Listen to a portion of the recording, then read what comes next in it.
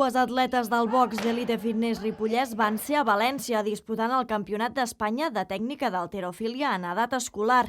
Era la primera vegada que la Nagore Subirana i la Martina Campayo participaven en una cita d'aquestes característiques i l'experiència va ser molt més que favorable, tant que van tornar amb una medalla.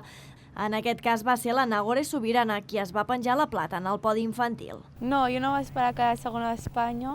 Quan em van dir, em vaig quedar sorpresa. Doncs nosaltres vam haver de fer 3 arrencades i 3 temps, 3 cops, i el que millor ens sortia és el que ens comptaven.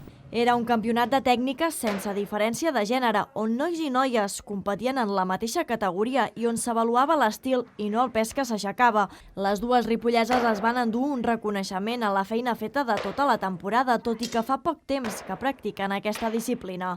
En el cas de la Martina va començar en l'halterofília fa uns 10 mesos i la Nagore fa només 3 mesos que està practicant aquesta modalitat. Totes dues van fer els primers passos dins del CrossFit i, encoratjades per la seva entrenadora, la Joana Cos, van introduir-se dins del món competitiu en l'halterofília.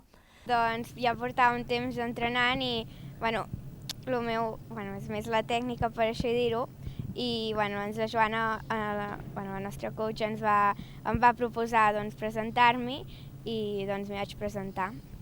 L'experiència ha estat tan gratificant que esperen continuar millorant la tècnica per poder participar en més competicions.